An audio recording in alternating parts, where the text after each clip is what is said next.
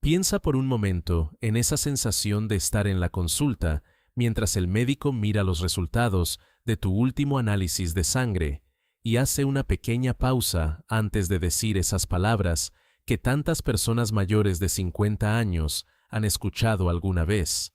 Eso de que tienes el azúcar un poco alto, que no es una enfermedad grave todavía, ni una emergencia, pero que remueve algo dentro de ti y hace que salgas de allí con una mezcla de preocupación y de preguntas dando vueltas en la cabeza sobre qué significa esto realmente, y si es el principio de algo, y si se puede hacer algo desde lo cotidiano, desde la cocina de todos los días, y desde lo que ya está en casa, y si esa escena te resulta familiar, aunque sea de lejos. Quédate conmigo unos minutos, porque hoy vamos a hablar de tres cosas que probablemente ya tienes guardadas en tu alacena en este mismo instante, y que la ciencia ha observado con una curiosidad muy especial durante los últimos años. Antes de seguir, quiero ser completamente honesto contigo, porque me parece lo más respetuoso, ya que este contenido tiene fines educativos y divulgativos, y resume información procedente de investigaciones y recomendaciones médicas generales sin sustituir la valoración de un profesional sanitario. Y es que yo no soy médico, ni estoy aquí para decirte qué tienes que hacer con tu salud, ni para diagnosticar nada, ni para recetarte nada, sino que mi trabajo es mucho más sencillo y al mismo tiempo muy bonito, porque consiste en tomar información que a veces suena complicada y traducirla a un lenguaje claro para que tú puedas comprender mejor cómo funciona tu propio cuerpo y sobre todo para que puedas conversar con más confianza y mejores preguntas con las personas que sí te acompañan de verdad en tu salud. Así que piensa en mí durante los próximos minutos como alguien que se sentó a leer mucho y viene a contártelo de forma tranquila mientras tomamos un café. Y ya que hablamos de café, déjame darte la primera pista, porque no quiero hacerte esperar, y es que las tres especias de las que vamos a hablar hoy son la canela y el fenogreco y la cúrcuma, de las cuales puede que dos las uses casi a diario sin pensarlo, y puede que una te suene un poco más exótica, aunque lo interesante no es que sean mágicas, porque no lo son, y en un rato te voy a explicar con calma por qué es importante que entiendas eso, sino que la evidencia científica disponible sugiere que estas tres, cada una a su manera, podrían echar una pequeña mano en la forma en que el cuerpo maneja el azúcar y la insulina, no como un medicamento ni como un tratamiento, sino como pequeñas aliadas dentro de un panorama mucho más grande, siendo la comprensión de ese matiz, esa diferencia entre aliada y solución milagrosa, quizá el aprendizaje más valioso que te vas a llevar hoy. Para que todo lo demás tenga sentido, dediquémosle un momento a entender qué es esto de la insulina sin tecnicismos, y como si te lo explicara un amigo. Así que imagina que cada célula de tu cuerpo es una pequeña casa, y que dentro de esas casas se necesita energía para funcionar, una energía que viene en buena parte de la glucosa, que es el azúcar que circula por tu sangre después de comer. Aunque esa glucosa no puede entrar sola a las casas porque necesita una llave que abra la puerta, y esa llave es la insulina, una hormona que fabrica tu páncreas, de modo que cuando comes, sobre todo alimentos que contienen carbohidratos, el azúcar en sangre sube y el páncreas libera insulina, y esa insulina abre las puertas para que la glucosa entre en las células y se transforme en energía, en un sistema hermoso y preciso que ha funcionado en silencio durante toda tu vida sin que te dieras cuenta. El problema aparece cuando con el paso del tiempo esas cerraduras empiezan a ponerse un poco duras y las llaves siguen ahí y la insulina se sigue produciendo, pero las células dejan de responder con la misma facilidad, algo que los especialistas llaman resistencia a la insulina, ante lo cual el páncreas, al ver que la glucosa no baja, fabrica todavía más insulina para forzar la entrada, y durante un tiempo lo consigue, aunque a costa de un esfuerzo extra, una especie de sobrecarga silenciosa que puede mantenerse durante años sin dar síntomas evidentes. Y aquí viene un dato que a muchos les cambia la perspectiva, porque este proceso tiende a acentuarse con la edad, ya que después de los 50 y por razones muy naturales, la sensibilidad a la insulina suele disminuir cuando perdemos algo de masa muscular, que es uno de los grandes consumidores de glucosa del cuerpo, y nos movemos a veces un poco menos y cambian los ritmos y el sueño y las hormonas.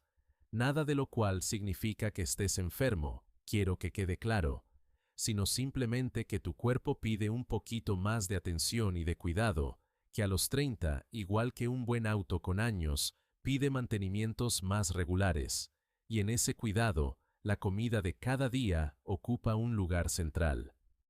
Aquí es donde entran nuestras protagonistas, y quiero empezar por la más conocida de las tres, que es la canela. Así que piensa en ella, porque la canela vive en las cosas ricas de la vida, y está en el arroz con leche que hacía tu abuela, y en el café de la mañana, y en la avena, y en el postre del domingo, espolvoreada sobre una manzana al horno, con ese aroma cálido que a casi todos nos transporta a algún recuerdo bueno. Y resulta que más allá de su sabor, es una de las especias más estudiadas del mundo cuando hablamos de azúcar en sangre. Y todo ese interés existe porque diversas investigaciones han observado que algunos de sus compuestos podrían ayudar a que las células respondan un poco mejor a la insulina, es decir, a que esas cerraduras de las que hablábamos funcionen con algo menos de esfuerzo, además de que se ha observado que la canela podría enlentecer levemente el vaciado del estómago, lo que significaría que el azúcar de una comida entraría a la sangre de forma un poco más gradual y sin esos picos tan bruscos que obligan al páncreas a trabajar a marchas forzadas. Ahora bien, seamos justos y honestos con la ciencia, porque la honestidad es lo que hace que puedas confiar en lo que escuchas. Y es que la evidencia sobre la canela es prometedora, pero no concluyente, ya que algunos estudios y revisiones han observado reducciones modestas en la glucosa en ayunas de ciertas personas, mientras que otros no encontraron efectos claros, es decir, que parece poder ayudar en algunos casos y de forma discreta, pero no es un medicamento ni reemplaza a nada, y desde luego no controla la insulina rápido, en el sentido dramático que a veces se sugiere por ahí, sino que es más bien una pequeña colaboración sostenida en el tiempo dentro de una alimentación cuidada. Y hay un detalle práctico que las guías suelen recordar y que casi nadie conoce, y es que existen dos tipos principales de canela, la de Ceilán, a veces llamada la verdadera y más clara y delicada, y la casia, que es la más común y económica, y probablemente la que tienes en casa, conteniendo esta última una sustancia llamada cumarina, que en cantidades muy grandes y sostenidas se ha asociado con posibles efectos sobre el hígado, algo que no debe asustarte, porque las cantidades que usamos para cocinar se consideran generalmente seguras, y que simplemente ilustra una idea que vamos a repetir hoy varias veces por ser clave, y es que en estas cosas más no es mejor, y la lógica de que si un poco ayuda mucho, ayudará más, no aplica aquí, y a veces incluso se vuelve en contra. Guarda esa idea de que más no es mejor, porque nos va a acompañar hasta el final, y vamos ahora con la segunda especia, que probablemente sea la que menos conoces, pero que para muchos investigadores es de las más interesantes en este terreno, el fenogreco, también conocido como alolva, que quizá no forma parte de la cocina de tu casa, pero es un ingrediente muy antiguo y muy usado en muchas partes del mundo, presente en curries y en algunos panes y en infusiones tradicionales, del que se usan sobre todo sus semillas, que tienen un aroma particular y un poquito amargo, y cuyo encanto, en lo que respecta al azúcar, tiene una explicación bastante elegante y fácil de entender. El fenogreco es especialmente rico en fibra soluble, así que imagina que esa fibra, al entrar en contacto con el agua de tu digestión, forma una especie de gel suave que enlentece el paso de la comida por el intestino, y con ello hace que los azúcares de esa comida se absorban de manera más lenta y más pareja, un mecanismo que va justamente en la dirección de suavizar esos picos bruscos de glucosa de los que hablábamos, porque en lugar de una subida repentina, que obliga al páncreas a una respuesta apurada, tendríamos una curva más amable y más tendida. Y por eso diversas investigaciones han observado que el fenogreco podría asociarse con mejoras en la tolerancia a la glucosa y en los niveles de azúcar en ayunas de algunas personas, hasta el punto de que dentro de este grupo es de las que cuenta con un cuerpo de evidencia más consistente, aunque, como siempre, seguimos hablando de efectos moderados y de estudios que conviene seguir mirando con prudencia.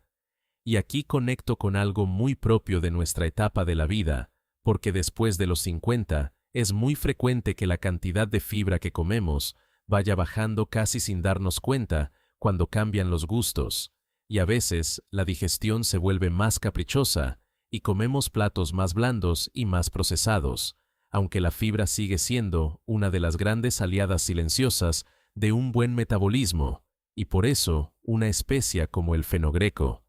Resulta interesante no solo por sus compuestos particulares, sino porque nos vuelve a poner sobre la mesa, nunca mejor dicho, la conversación sobre la fibra en general. Eso sí, con un par de advertencias de sentido común que los especialistas suelen hacer, y es que el fenogreco tiene un sabor fuerte que no a todos agrada y puede provocar algo de gases o molestias digestivas si el cuerpo no está acostumbrado, y como podría reducir el azúcar en sangre, quienes ya toman medicación para la diabetes deben tener especial cuidado, porque combinar ambas cosas sin supervisión podría bajar la glucosa más de la cuenta, siendo este punto tan importante que quiero detenerme en él un segundo.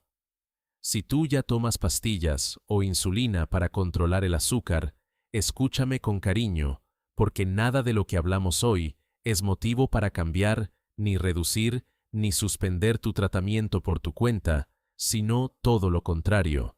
ya que precisamente porque estas especias pueden tener algún efecto sobre la glucosa, sumarlas de forma intensa a un tratamiento ya existente es algo que conviene conversar con quien te controla, no para que te asustes y las evites, sino para que lo hagas con inteligencia y acompañamiento. Y las guías clínicas suelen insistir en esta idea porque protege lo más valioso que es tu equilibrio, dado que lo cotidiano y lo médico no son enemigos, sino que se cuidan mejor cuando trabajan juntos.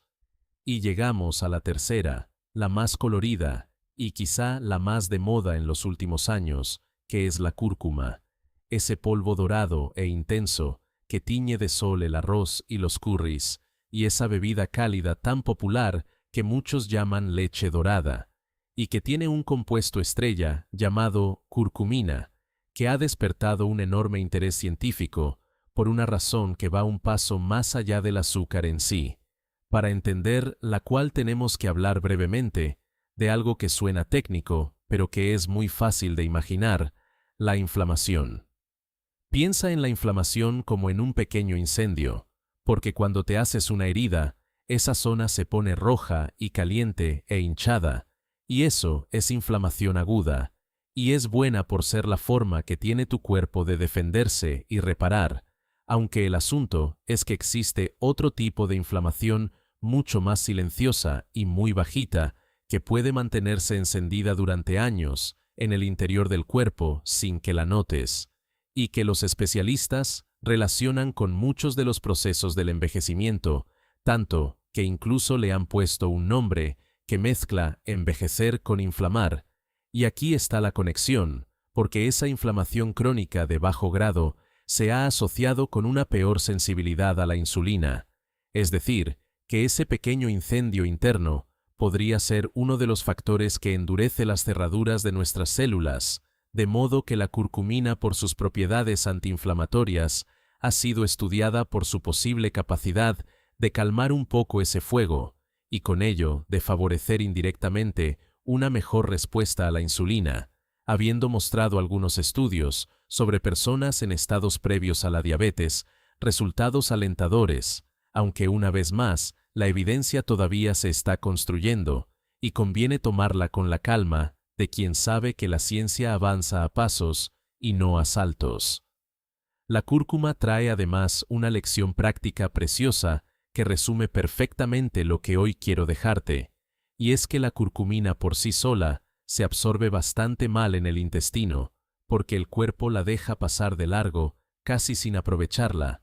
ante lo cual la sabiduría tradicional, mucho antes de que existieran los laboratorios, ya había encontrado la solución sin saber por qué, al combinar la cúrcuma con un poco de pimienta negra y con algo de grasa saludable, ya que resulta que un compuesto de la pimienta negra ayuda a que el cuerpo aproveche muchísimo mejor la curcumina y la grasa facilita su absorción, motivo por el cual los platos tradicionales que llevan cúrcuma casi siempre la acompañan de esos ingredientes en un recordatorio maravilloso de que los alimentos no funcionan aislados como piezas sueltas, sino en conjunto y en compañía y dentro de un plato pensado con cariño, lo que también nos lleva a otra advertencia sensata, porque los suplementos de curcumina que están muy concentrados son un asunto diferente al de la especia en la comida, y al ser dosis mucho más altas, pueden interactuar con ciertos medicamentos como algunos anticoagulantes o los propios fármacos para el azúcar, y por eso su uso conviene siempre consultarlo, siendo la especia en tu guiso una cosa y la cápsula concentrada otra que merece otra conversación. Ahora quiero que nos detengamos y respiremos y lleguemos juntos a la idea central de todo esto, porque si te llevas una sola cosa de este video, quiero que sea esta, ya que habrás notado que el título habla de controlar la insulina rápido y de prevenir la diabetes. Y yo, que vine a contarte lo que dice la evidencia con honestidad, tengo que matizarte ese rápido y ese prevenir, porque te respeto demasiado como para venderte humo.